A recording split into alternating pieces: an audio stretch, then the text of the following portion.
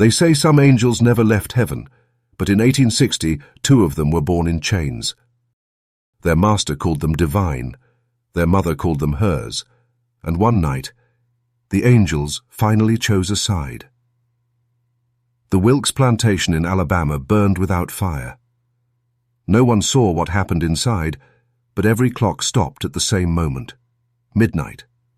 And even now, more than a century later, the wind that moves through Angel Hollow still hums like a song that remembers. Some stories never wanted to be told. This one refused to stay buried. You're listening to the Macabre Record. Subscribe if you believe history still whispers through the dark. And tell me where you're listening from tonight. It began with a ledger that should not have survived. Found in 1911 inside a collapsed well on the outskirts of a long-abandoned Alabama plantation, its pages were half-rotted, edges black with mildew. Ink bled into ghosts of words. Most of what was legible were numbers, harvest tallies, shipments, names struck through in red. But on the final page, written in a trembling, unfamiliar hand, was a single line. The angels have turned. Beneath it, nothing. No date, no signature. Just the faint impression of pressure, as if the writer had pressed the pen too hard before the nib snapped. That fragment became the spark that drew historians, priests, and thrill-seekers to what locals still call the House of Angels, the remains of the Wilkes plantation, shuttered since the spring of 1860. Every story agrees on one thing. The night the house went silent, there were 2 girls at its heart, twin sisters, born pale as candle wax, to an enslaved woman named Dinah. The master, a man who called himself God's favorite, saw their white skin and blue-gray eyes, not as difference but as proof of divine favor. He named them his angels and built their nursery like a shrine. What followed was never written in any official record. There are only rumors, whispers that sound too much like prayers gone wrong. People speak of nights when the bells rang without wind, of servants who claimed the twins spoke in the same voice, of the morning when every clock in the house stopped at exactly 12. The ledger fragment was sealed in glass at the county courthouse for decades, until it disappeared again in 1974. But those who handled it swore the paper smelled faintly of candle smoke and of rain on iron. This is the story they tried to erase. The night in 1860, when the Wilkes plantation burned from within, when the master's angels sang their last hymn, and every soul inside learned what happens when innocence refuses to obey. The house is gone. The name remains. And somewhere, beneath red Alabama soil, something still hums. The night the twins were born, the air hung heavy with thunder that never broke. The quarters smelled of iron and storm water, and the midwife, an old woman named Cora, swore she felt something unnatural before the first cry. Dinah, barely 18, labored for hours on a dirt floor slick with sweat, her wrists bound in coarse rope to keep her from thrashing. She wasn't supposed to be pregnant. Not by him. When the first child came, Cora's hands froze. The skin, pale, not brown, not gold, but the color of milk left too long in the sun, glistened in the lantern light. The baby didn't cry. It just opened its eyes and looked straight at her. Then the second one came, silent too, identical, breathing in unison as if sharing the same chest. Cora had delivered hundreds of babies in bondage, but never anything like this. Her hands trembled as she whispered, "Lord, protect us." But Dinah, exhausted and half-conscious, smiled faintly. "They're light," she said. "They came from the light." By dawn, the master had heard. His boots struck the wooden floor outside the cabin before the women could hide the children. He burst in, stinking of tobacco and wine, his eyes wide as Cora held the twins to her chest. For a moment he just stared. Then his lips curled into something that looked like joy. "Angels," he whispered. My house has been chosen." He took them from her without permission. He did not even look at Dinah, still bleeding and shaking. Cora tried to protest, but he turned on her with a smile that froze her voice. "These are not yours," he said. "They are mine, and they will be raised as heaven intended." By noon the twins were gone from the quarters. The master's men carried them to the big house, where a white nurse was summoned from town. They dressed the girls in linen christening gowns before their eyes had even adjusted to the sun. Cora was whipped that night for speaking against the Lord's will. Dinah was not allowed to see her daughters again, and in the house above, 2 infants slept in a silk-lined crib, their skin glowing in candlelight like moonstone. The storm never came. The thunder rolled all night, but never broke. Some said it was holding its breath. The master's name was Elias Wilkes, a man who measured faith in gold and fear in obedience. For years his plantation had been his kingdom, the house gleaming, the fields endless, his sermons loud and self-serving. But when the twins arrived, his sermons changed. He spoke less of sin and more of signs. He said the Lord had chosen his house to birth proof of purity, a miracle made flesh. He named the girls Mercy and Grace. The names were stitched onto their gowns, each letter embroidered by the mistress herself, though she never touched the children. When visitors came from neighboring counties, Wilkes paraded the girls through the halls as if they were relics. "Look," he'd say, lifting them in his arms. "Even heaven is white." Guests clapped politely, though some shifted uncomfortably. Everyone knew Dinah, their mother, was still in the fields. Her skin the color of soil, her eyes the same as theirs. That contrast gnawed at the polite order of things. The way Wilkes smiled too widely when he held the girls, the way the mistress's face paled as she watched. Soon, the nursery became his chapel. He had the walls painted cream and gold, draped silk curtains that glowed like candlelight even in midday. 2 carved angels stood on either side of the crib, their faces eerily similar to the twins. Servants were forbidden from entering unless summoned. When they did, they whispered prayers under their breath, not daring to look too long at the girls, who stared back with unblinking eyes. Wilkes spent hours watching them sleep. He noted every movement, every breath, keeping a journal filled with trembling scripture and strange sketches of circles and numbers. He refused to let the twins cry. "Angels don't wail," he said. "They sing." And when they didn't, he hummed for them, low and trembling, until the sound filled the house. The mistress stopped coming downstairs. Her meals went untouched, her letters unanswered. Sometimes in the small hours, servants heard her pacing the nursery hallway, muttering through clenched teeth, "They are not ours. They are not ours." But Wilkes didn't care. The twins had become his proof of holiness, his shield against judgment. He believed God had given him angels, and that through them he would live forever. He could not see that angels too can turn. After the twins' birth, Dinah was allowed one glimpse of them every morning, a few silent minutes at the back of the great house, while a white nurse fed them from porcelain bottles. The girls never cried when she entered. They only turned their heads, their pale eyes following her every move. When she whispered their names, Mercy, Grace, they blinked in perfect unison, as if the sound passed through them instead of to them. By the end of spring, even that privilege was taken. The mistress complained that Dinah's presence unsettled the children. The nurse, Mrs. Reddin, said they grew restless whenever the field hands sang within earshot. So the master issued his decree. Dinah was to return to the fields. No contact, no voice, no trace. She begged. She fell to her knees on the dirt path, tears streaking her face, promising silence if she could only see them once more. Wilkes stared down at her with eyes empty as polished marble. "A mother is flesh," he said coldly. "They are spirit.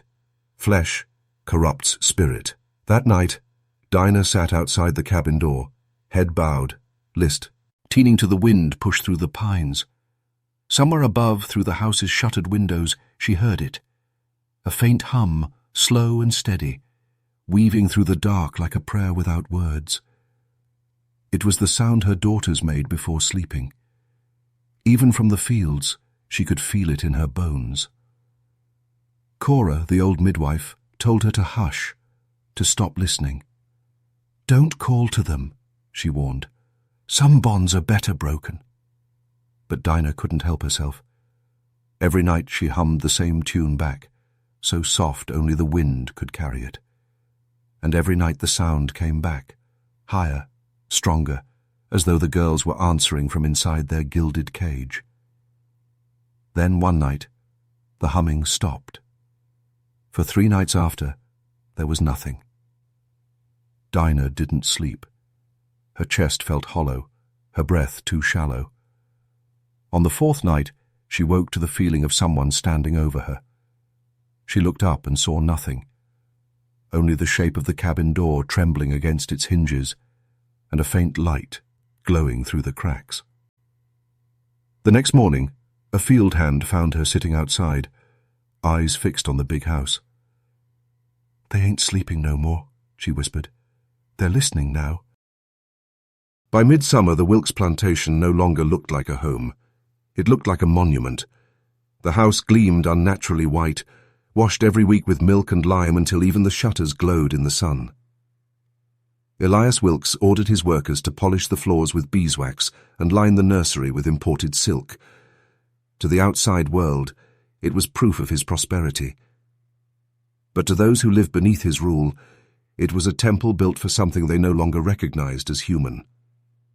Visitors arrived often, preachers, doctors, planters' wives, all drawn by rumor. They wanted to see the white-skinned twins born of a slave, the angels who smiled at thunder. Wilkes greeted them with the pride of a prophet, carrying the girls into the parlor and standing them before the crowd like idols. He'd lift their chins so the candlelight caught their pale faces, saying, "See how heaven shines in them. Even sin must bow before purity." The twins said nothing. They never did. But their eyes, those unblinking grey eyes, moved from face to face as though memorizing every soul in the room. Some guests wept, others left early, muttering prayers under their breath.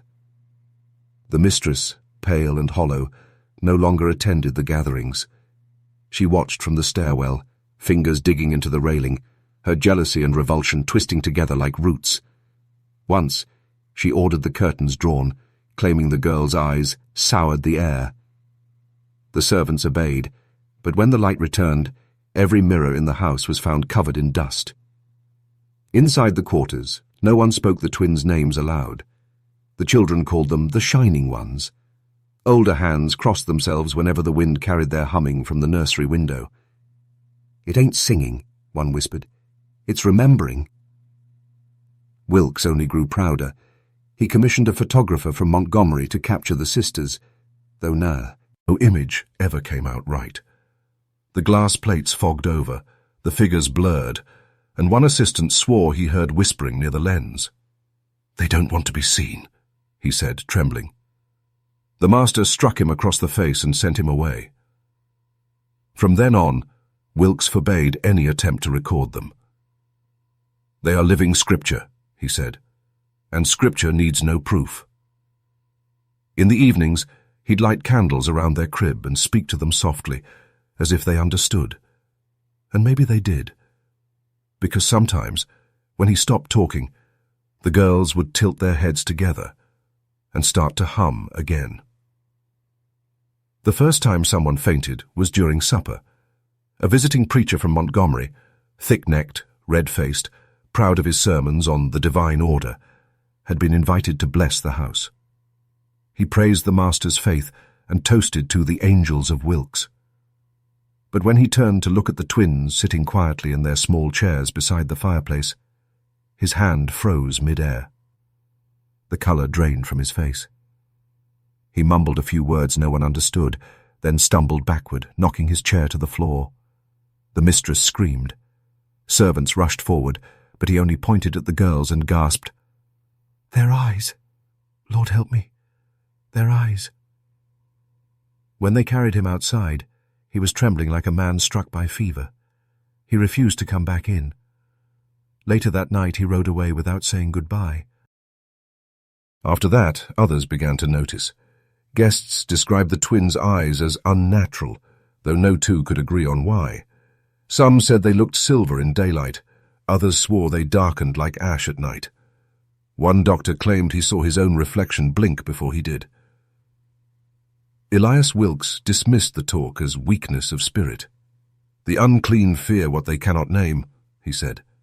But he began to keep the girls away from mirrors, covering them with cloth when visitors came.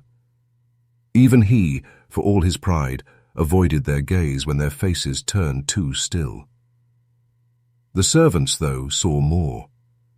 They spoke of the way the twins moved, always together, always mirrored, one turning just as the other did. Once, when a nurse dropped a silver spoon and bent to pick it up, she looked up and swore both girls were standing, though she hadn't seen them rise. When she blinked, they were sitting again. After that, Mrs. Reddin left her post without permission. She told the mistress she'd rather face the whip than stay another night under their eyes. "They see too much," she said. "Things that ain't for children." The master replaced her the same week, hiring another nurse from town. But the rumors had already begun to spread, that the twins could see beyond skin, that they looked straight through bone, straight through prayer, straight through lies. And though Wilkes told himself these were the whispers of cowards, he too began to dream of eyes that opened even when he closed his own. By autumn, Elias Wilkes was no longer satisfied with worship. He wanted understanding. He summoned 2 physicians from Mobile, Dr. Henry Lattimore, a soft-spoken man with a fascination for hereditary anomalies, and Dr. Samuel Greaves, whose reputation for cruel precision was whispered even among planters. They arrived with trunks full of glass instruments, brass calipers, and notebooks bound in calfskin. The twins, barely 6 months old, were stripped and laid on a linen-covered table beneath the parlor chandelier. The doctors moved around them like men cataloguing artifacts, measuring skull width, limb proportion, skin tone, and pupil dilation under candlelight. They spoke as though the children could not hear. Lattimore wrote, "The eyes appear reflective in low light. The pupils contract in unison regardless of angle. It is as if a single sight governs both." Greaves added in the margin, "Symmetry absolute, as if one soul, not 2. Wilkes hovered nearby, his voice trembling with excitement. "They are heaven's own experiment," he said. "Proof of divine perfection." When the younger doctor asked to collect a drop of blood for study, Wilkes agreed instantly. The nurse hesitated. The babies did not cry when the needle entered. They only stared. That night, when the doctors dined in the study, Lattimore confessed something unsettling. "Their hum," he said softly. It vibrated the glass on the table. "Do you think they know?" Greaves laughed. "They're infants, Henry. Flesh and chance. Nothing more." But later, when the chandelier above them began to sway though the air was still, neither man spoke again. The next morning, both doctors' journals disappeared.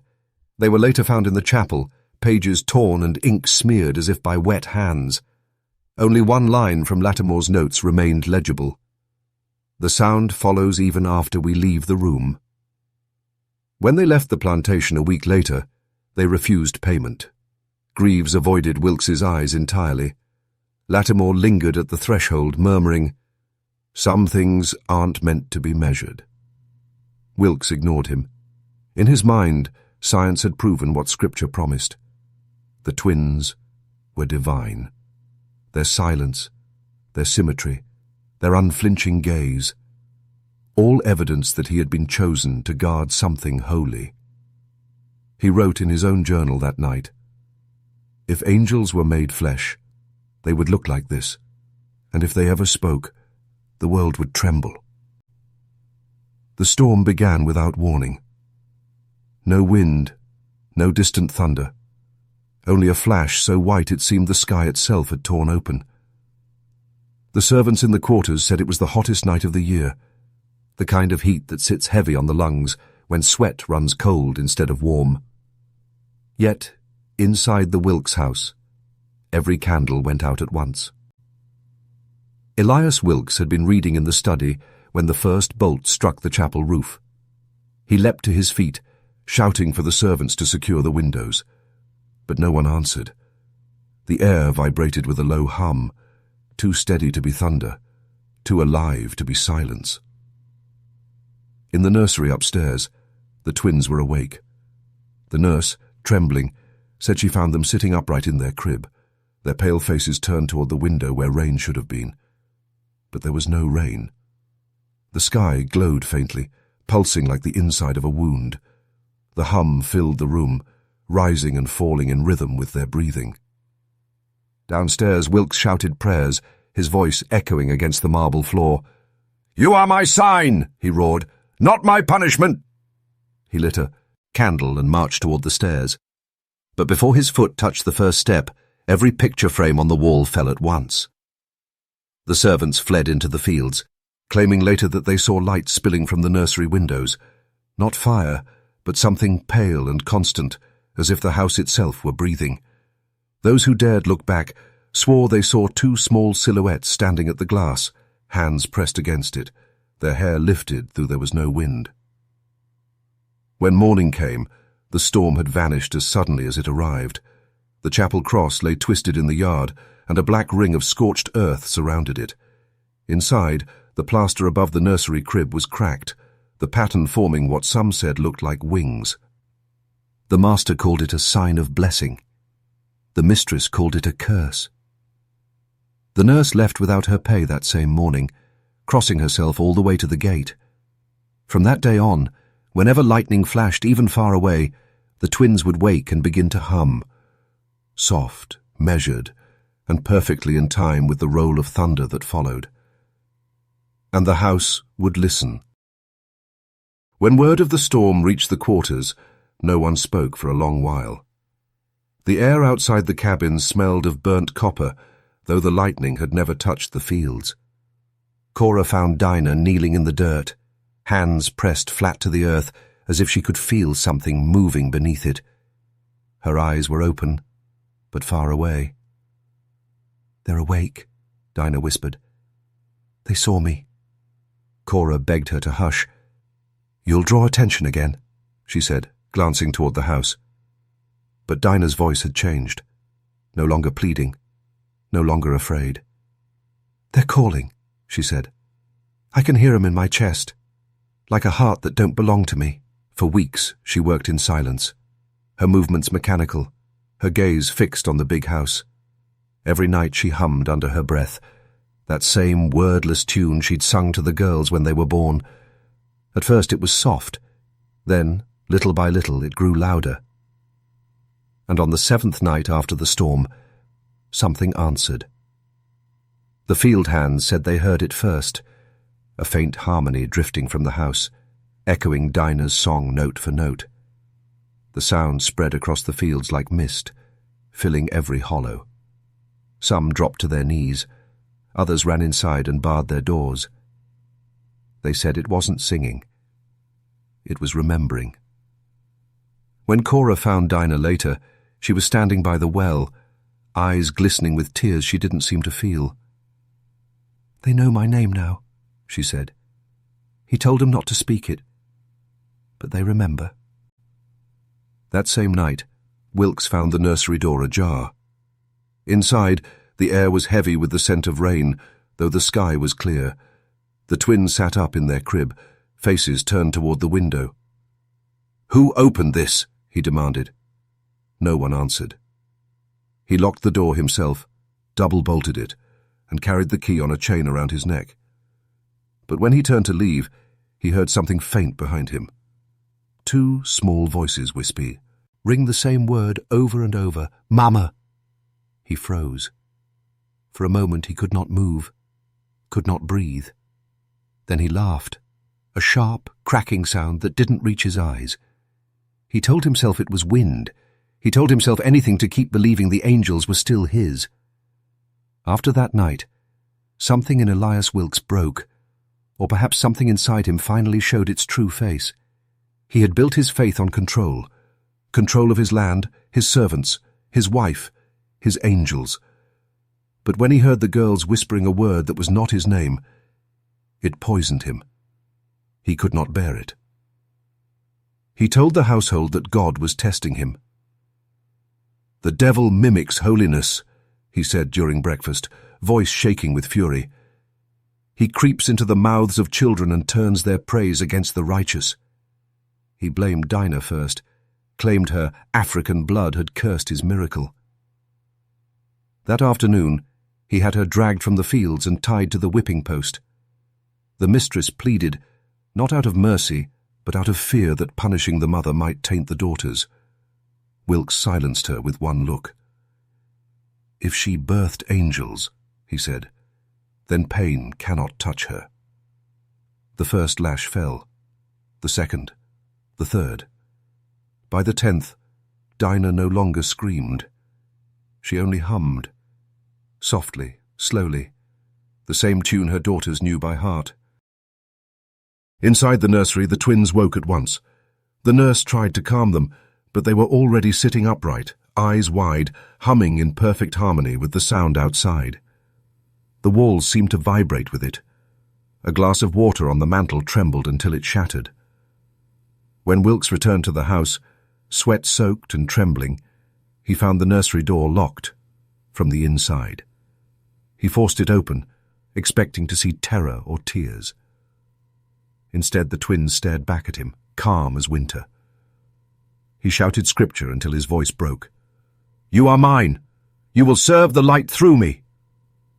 But when he said the word mine, every candle in the room went out. After that, he no longer called them angels. He called them his. He forbade the servants from praying in the house, tore down the crucifix in the chapel, and replaced it with a painting of himself, arms spread wide, two small white figures kneeling at his feet. That night, he ordered their hair cut. He kept the curls in a glass jar beside his bed. The following morning, the jar was empty, and in its place lay a single strand of black hair, slick with something that looked like rain. Sunday came heavy with heat. The air shimmered over the fields, and not a single bird sang. Elias Wilkes demanded that everyone, slave and free alike, gather in the plantation chapel for worship. It was the first time in months the doors had been opened. The benches smelled of mildew and wax. The crucifix that once hung above the altar had been replaced by his new portrait. Himself, arms spread, haloed in gold leaf, with the twins painted kneeling at his feet. He called it a service of cleansing. The others called it madness.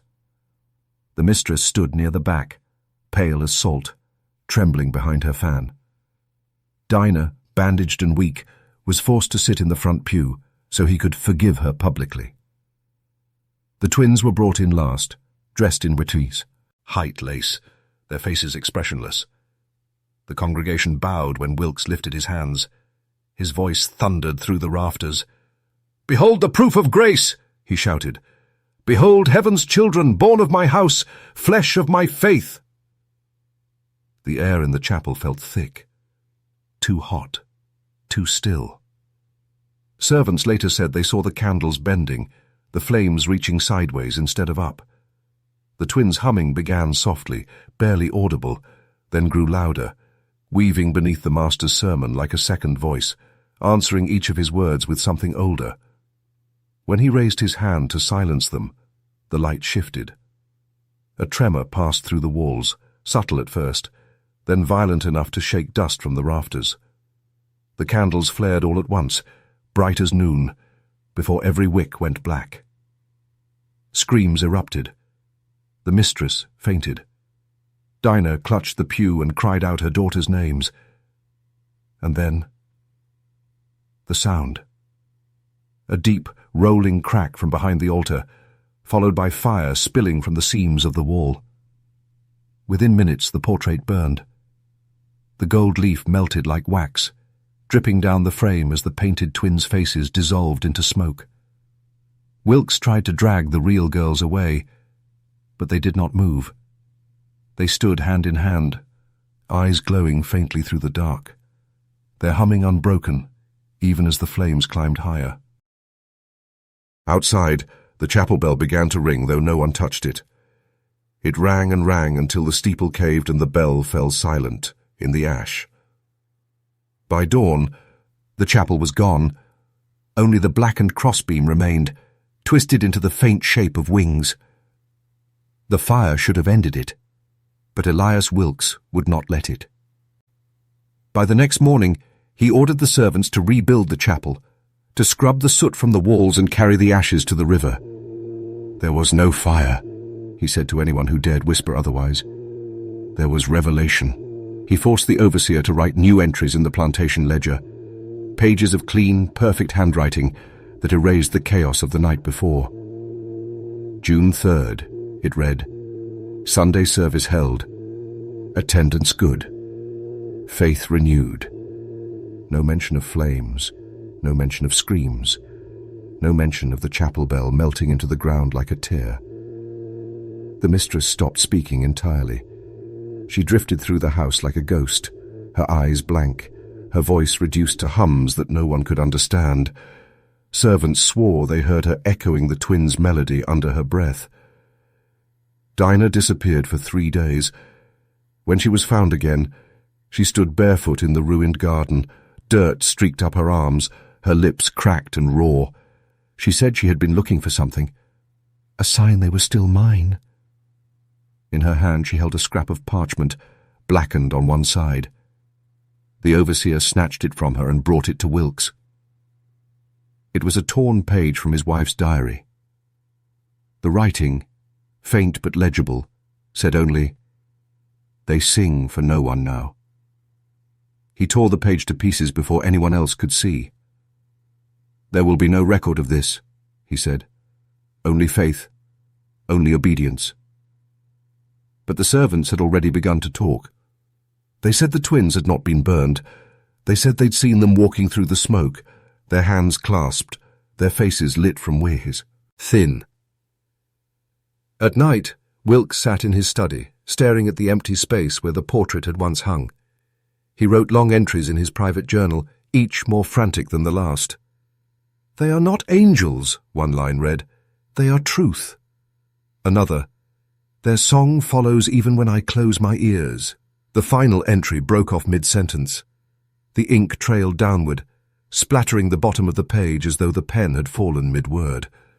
When the servants found the journal later, that page was still wet. Word of the fire reached Mobile before the smoke had even cleared. Rumor carried it faster than wind. A chapel burned, no rain to blame, and 2 white-skinned twins who walked out untouched. When Dr. Lattimore read the account in a merchant's letter, he did not sleep that night. By morning, he and Dr. Greaves were riding north, their wagon heavy with instruments they swore they'd never use again. They arrived at Wilkes' plantation 3 days later to find the house cleaner than it had any right to be. The air smelled of soap and ash. Every surface gleamed. It was as if someone had tried to polish away memory itself. Wilkes greeted them in the parlor, his smile cracked, his eyes red from sleeplessness. "You've seen the reports," he said. "Lies. The work of frightened minds." Greaves began to speak, but stopped when he noticed the walls. The once white plaster was veined with thin black lines, like lightning frozen in stone. "Where are the children?" Lattimore asked. Wilkes's lips twitched. "Sleeping," he said.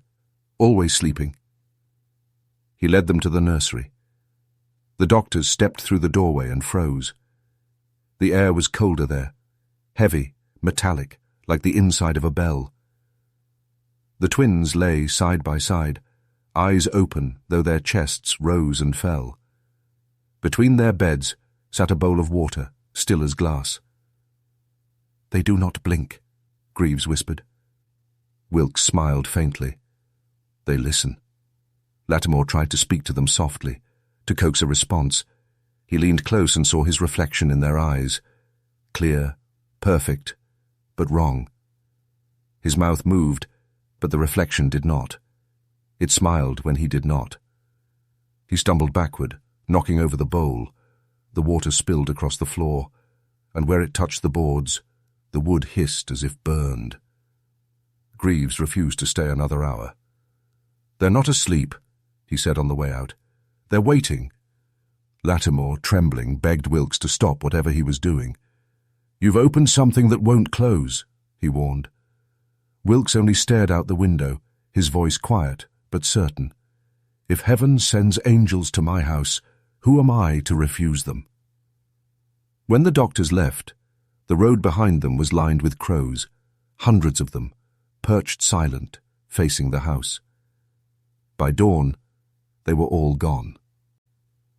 The night the doctors left, the quarters did not sleep. No one dared to. The wind had died, the air too still to be natural. Even the crickets held their breath. From the big house came a faint vibration.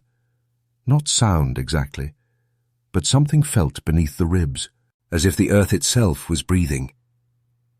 Inside the smallest cabin, Dinah sat upright on her cot, eyes wide, hands trembling. Her back still carried the scars from the lash, but she no longer flinched when she touched them. Around her the others gathered: Cora, the midwife, old Ben from the stables, 2 women from the kitchen. None spoke until Cora did. "We can't pray here no more," she said, her voice low. "He took the Lord's name from this place, turned it upside down. Whatever walks that house now ain't God." Dinah lifted her head. "Then we'll pray different." She stood barefoot and walked to the center of the room. "He says they're angels," she whispered. "But I carried 'em. I know their breath, I know their song. They ain't his, they're mine." Cora warned her that such words could get them all killed. But Dinah's eyes had gone distant again, shimmering with something like firelight. "He says they don't belong to flesh," she said. "Then let the flesh remind 'em." She began to hum, low, trembling at first, then steady. The others joined in, one by one, until the cabin filled with sound.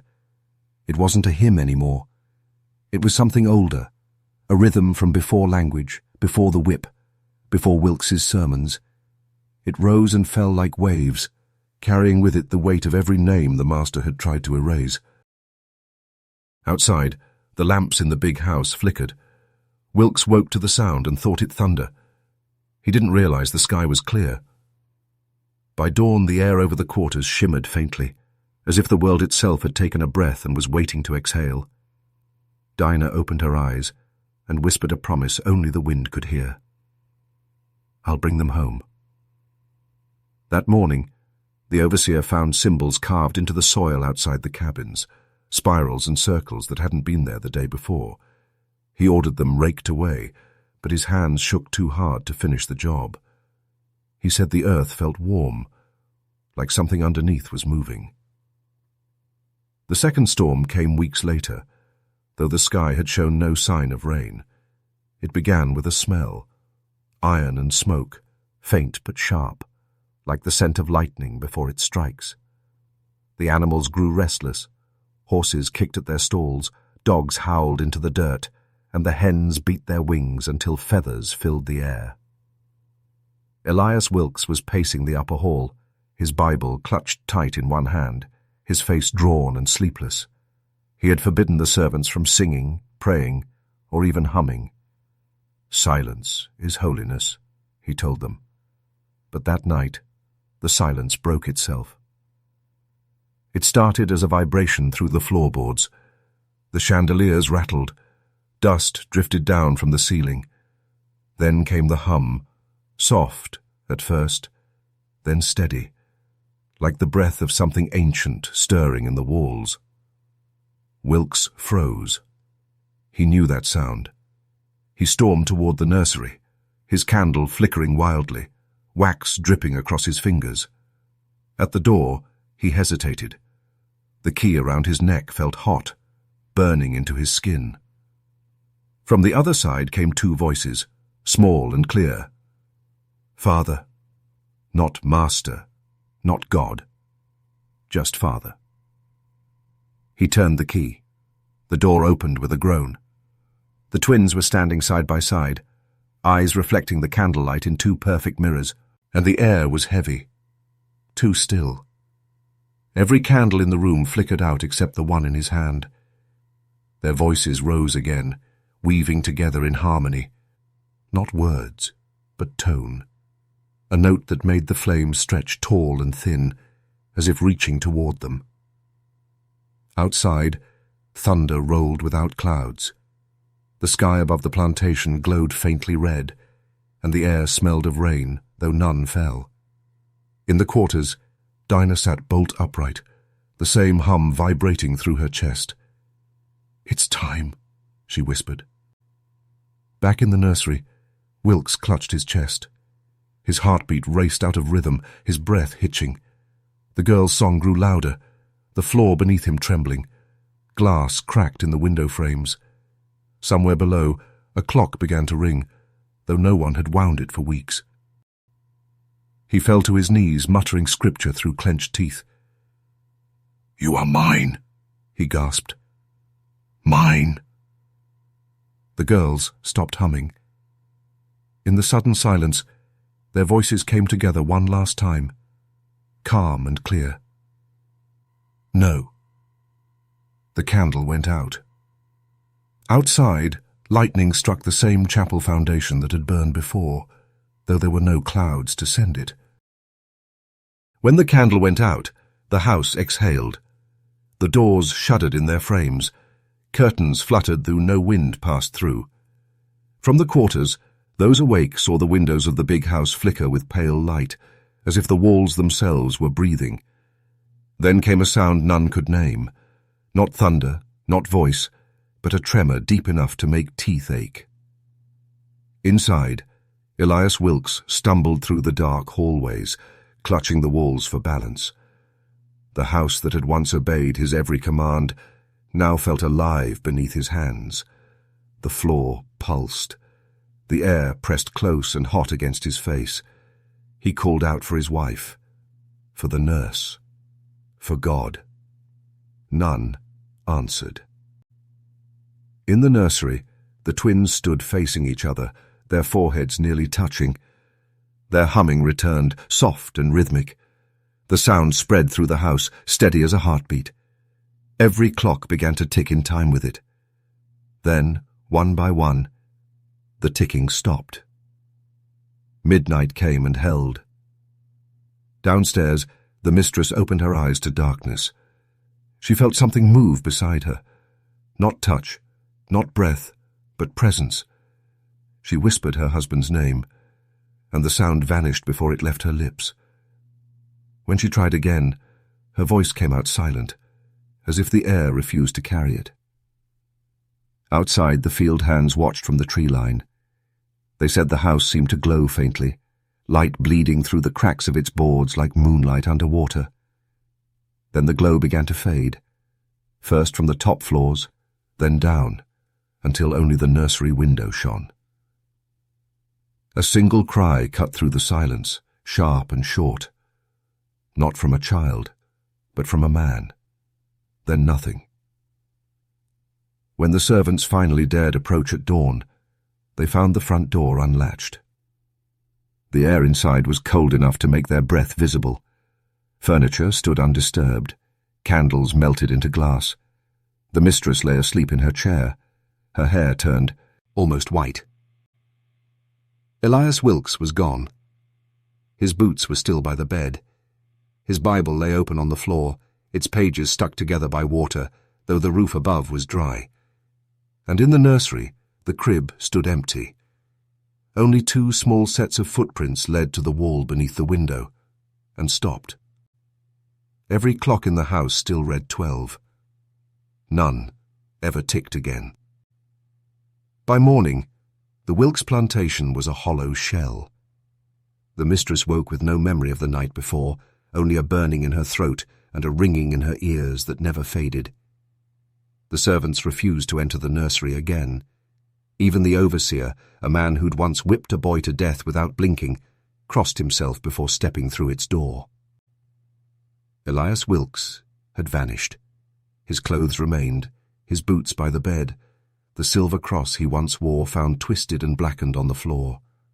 But no body, no blood, no sign of struggle, only the faint smell of rain in a room untouched by it.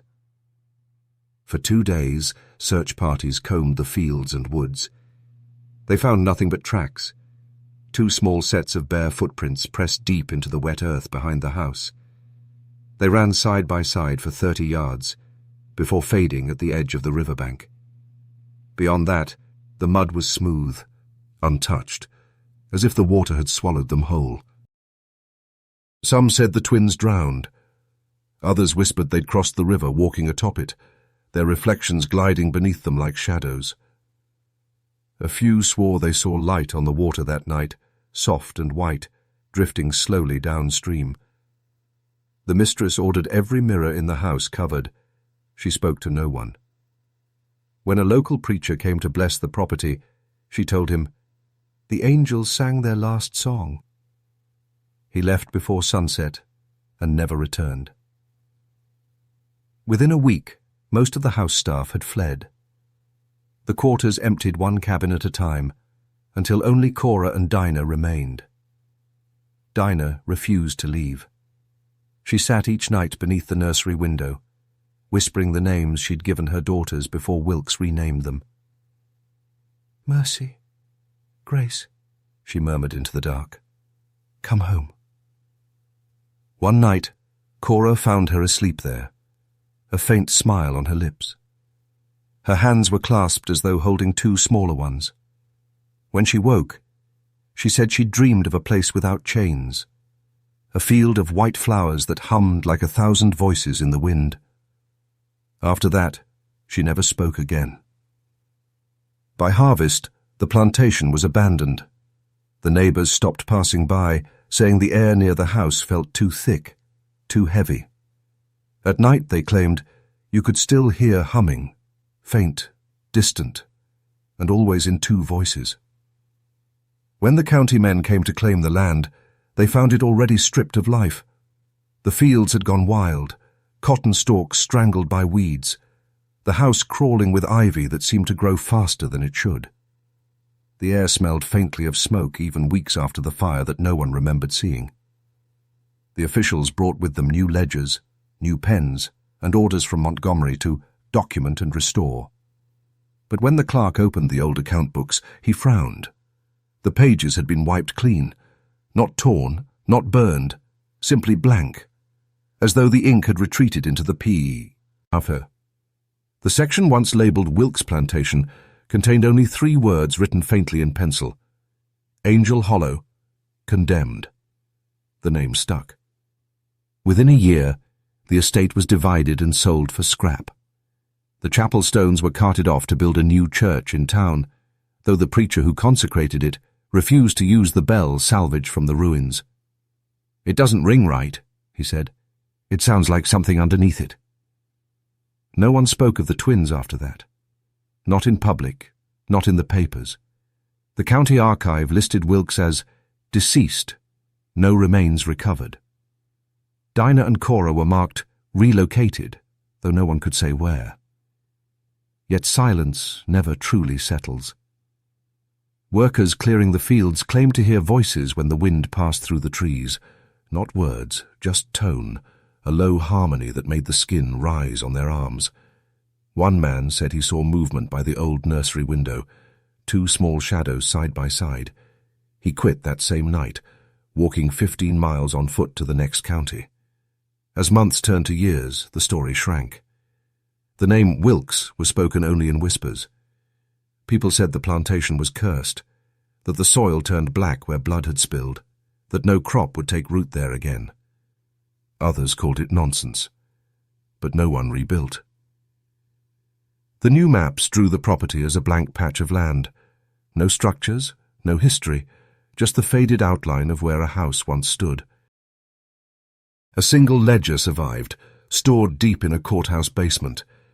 Its cover warped from moisture, its spine split. And on the first page, in handwriting too fine to belong to Wilkes, there was a single line that no one could explain. "They are gone, but they are not finished."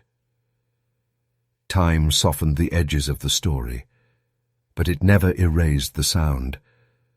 Long after Angel Hollow was abandoned, those who lived nearby said the nights carried a strange music, a low hum rising and falling like the tide.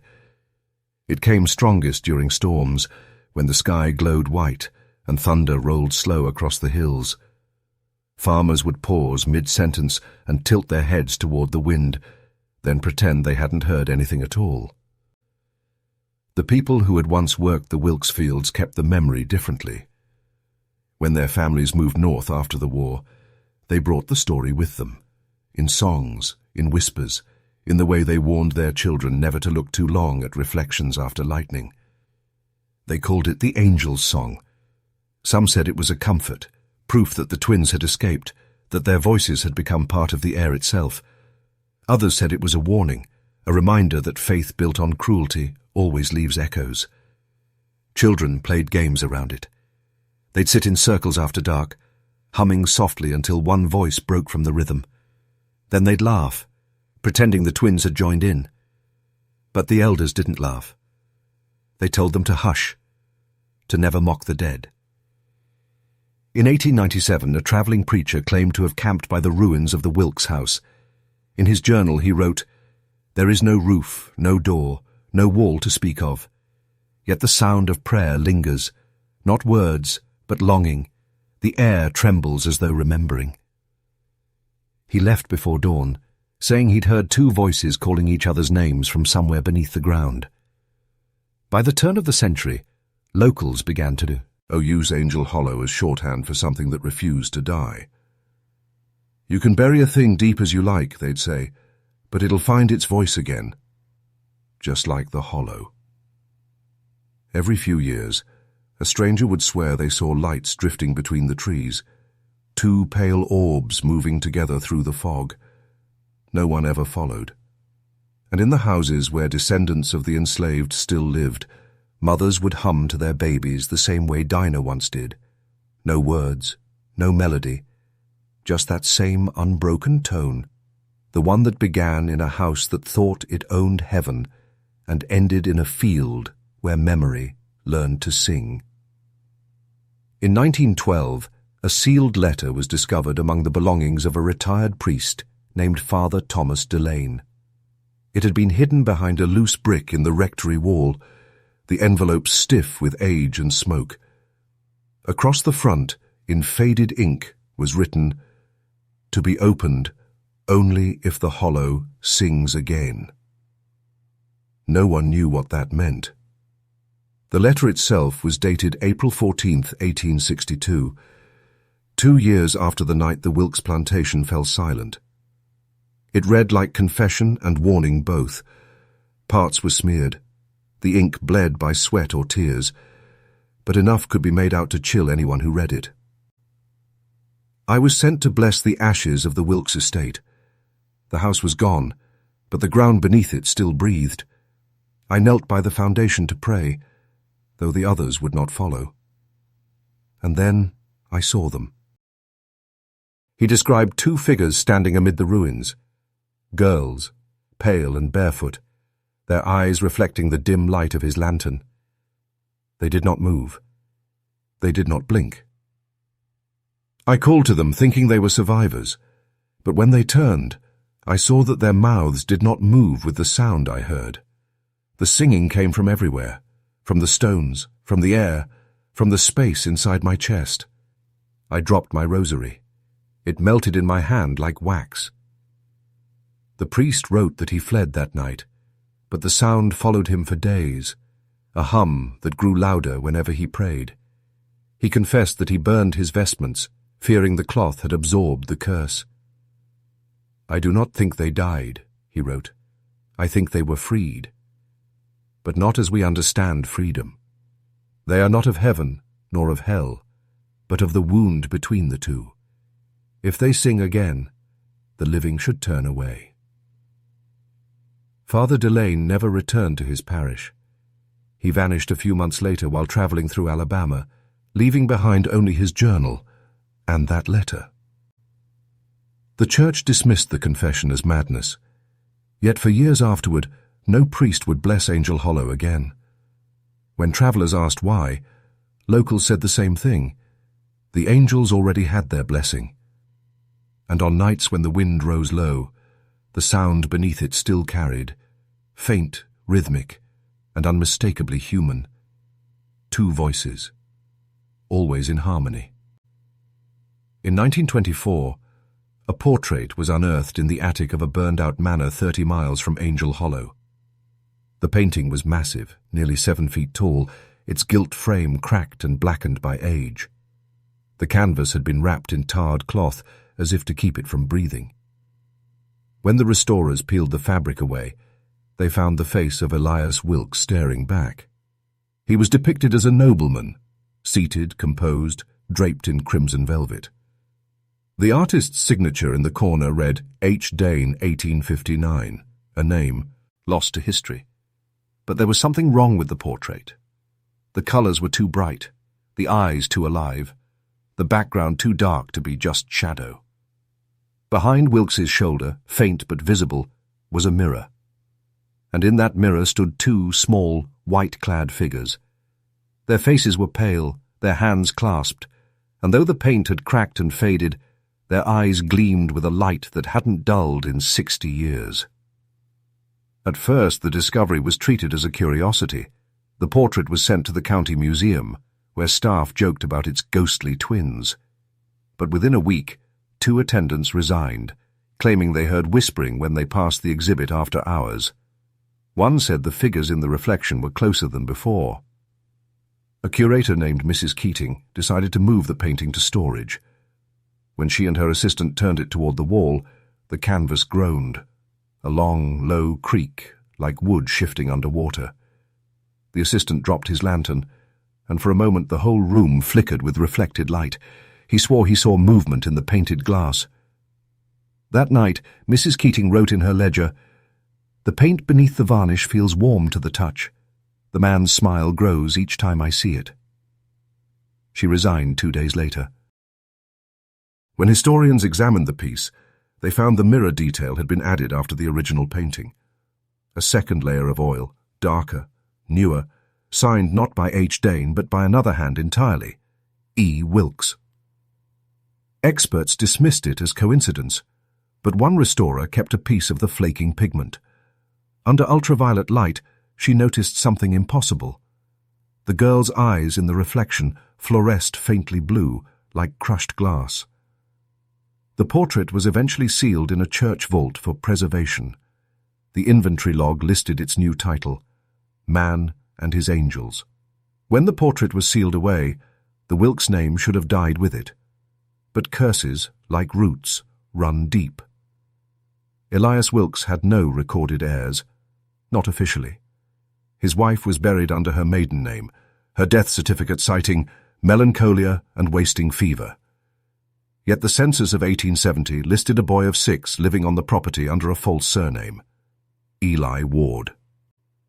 By the time he was grown, the family resemblance was unmistakable. Pale eyes, sharp jaw, the same crooked smile as the man whose name he didn't speak. He left Alabama for Georgia, became a trader, then a banker, then a recluse. In letters to a cousin, he described nightmares of a house that hums and a voice at the river calling my name. He married once. His wife bore twins, both stillborn. Their skin, he wrote, was light as frost. She died a year later, feverish and delirious, whispering that she heard singing in the walls. The pattern never stopped. Each generation that followed carried fragments of the same story. Children born in pairs, sickness that came without cause, nights of sleeplessness marked by distant humming. Some families changed their names, moving north to escape the shadow. But the shadow followed. In 1908, a Wilkes descendant in Chicago was admitted to a sanatorium after scrawling on her bedroom wall in soot, "The angels won't stop." Nurses said she refused mirrors, claiming they showed the two behind her. Another, a young man serving in World War I, wrote home describing the sound of women singing under the mud whenever lightning struck. He died weeks later during a bombardment. His body was never found.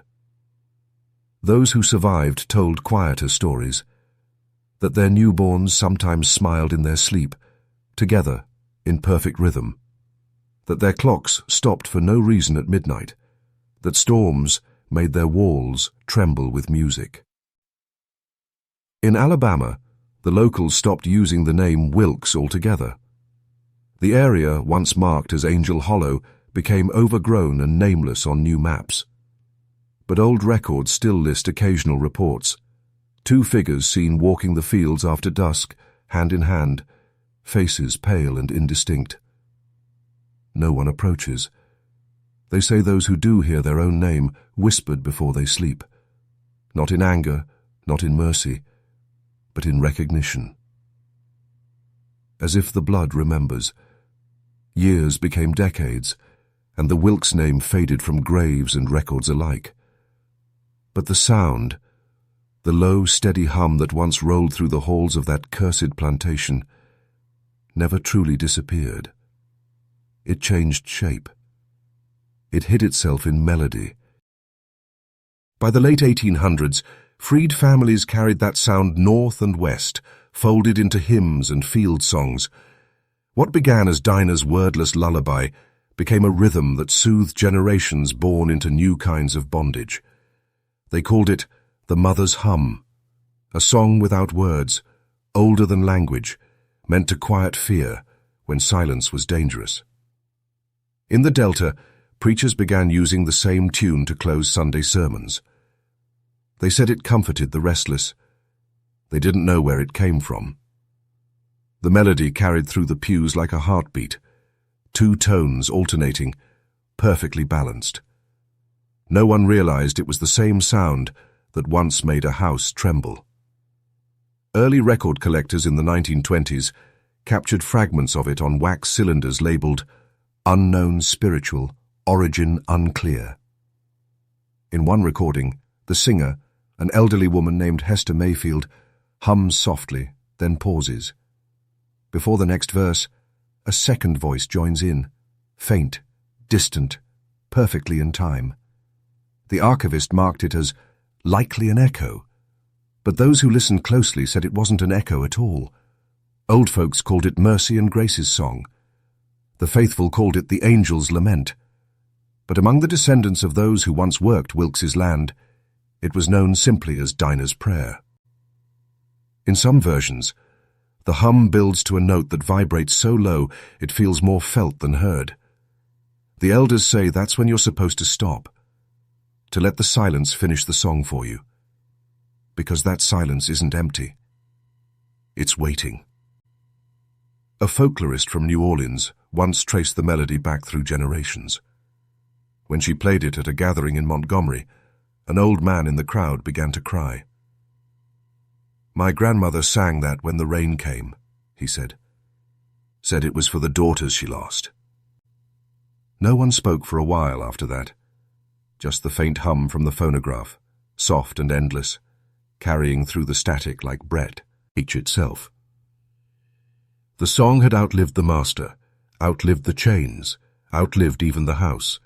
Only the voices remained.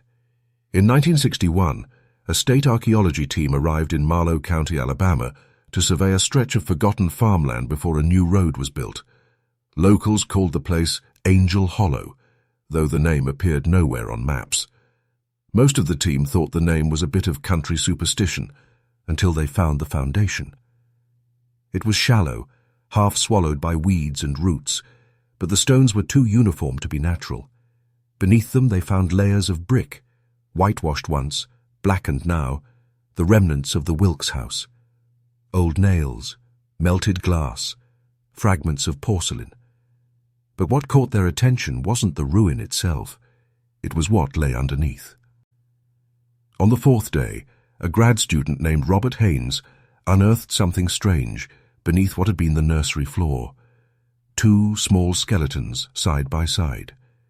The bones were nearly fused at the hands, fingers entwined even in death. Their skulls were perfect twins. The soil around them was bleached pale, unlike the red clay that surrounded it.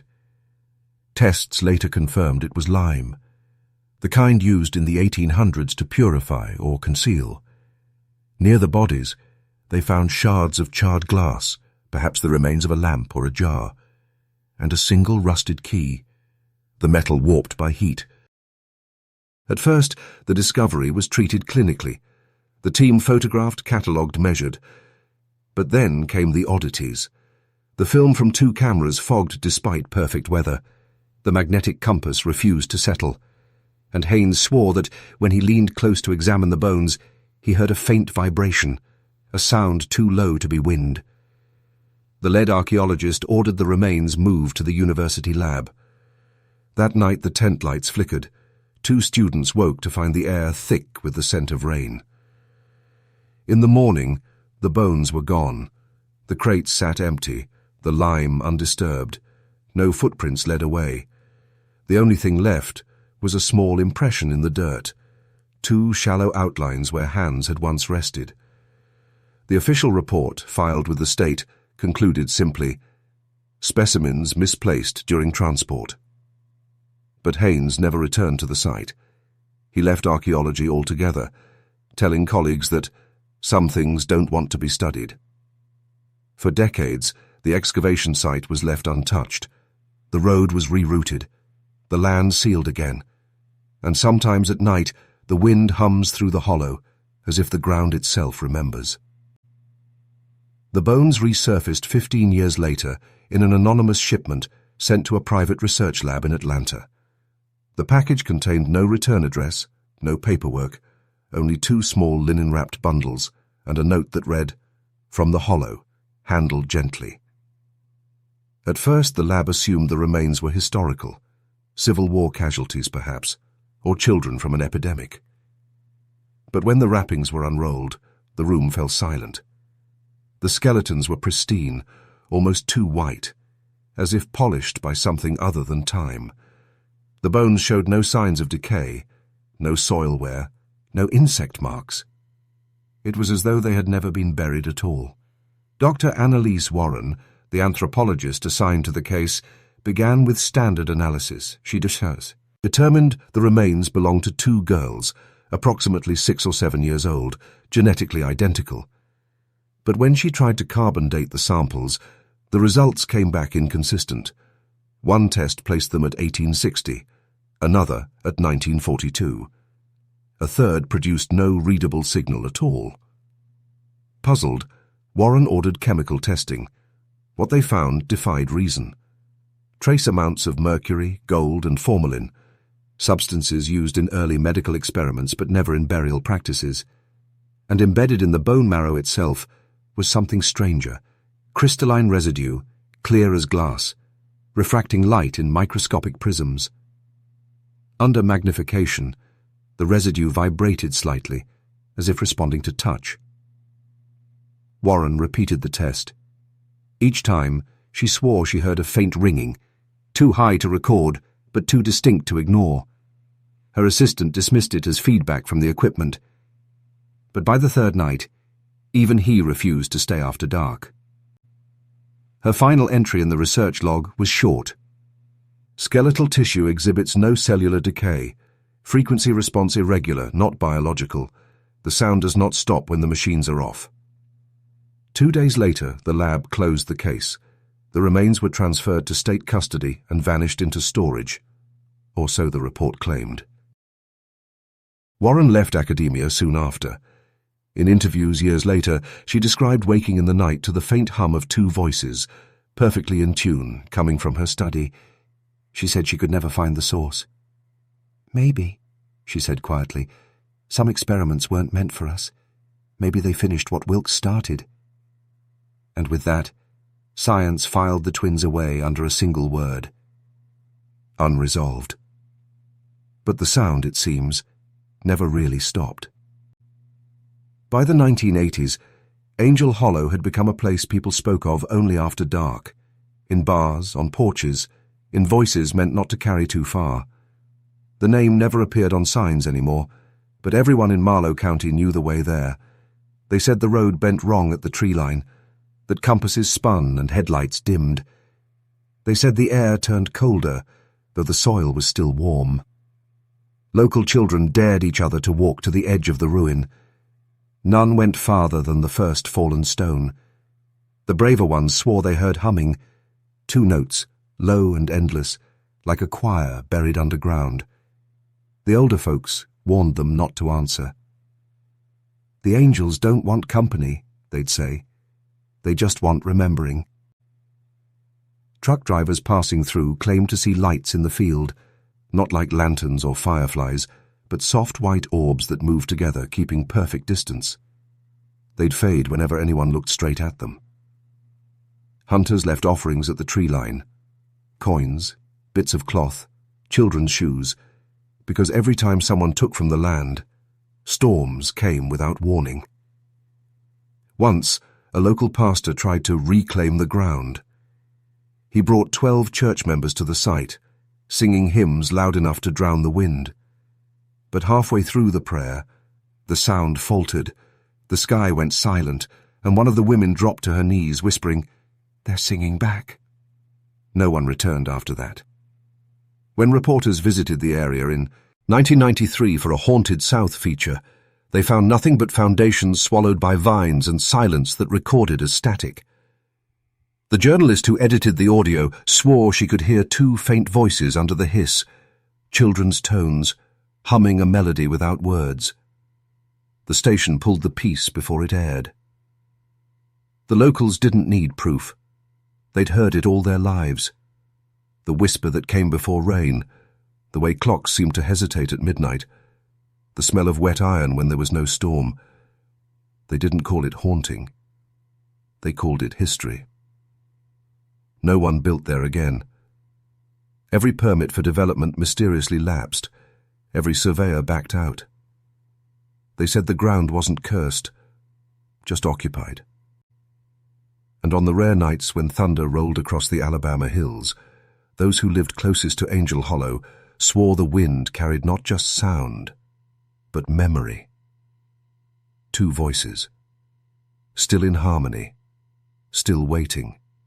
Generations turned, and Angel Hollow slipped from maps, but not from mouths. People stopped telling the story as fact. They told it as warning, the kind that sits under the skin. Every family had its own version, and every version carried the same ache, that some sins don't fade with time, they echo. In nearby towns, mothers still hummed lullabies that ended mid-note, leaving silence to do the rest. No one taught the words, there were never words, but everyone knew when to stop. They said if you kept singing too long, the house would hum back. Old men sitting in barber shops would tell the young ones not to cut hair on storm days. Bad luck, they'd say. You don't take from the living when the dead are listening. When asked what they meant, they'd just shrug. Ask the hollow. Historians tried to piece the story together, but the more they searched, the less they found. Archives held no photographs, no family trees, no proof the Wilkes plantation had ever existed, only fragments of letters, a line here, a page there. Yet every missing record left behind its own kind of evidence. Gaps shaped exactly like truth.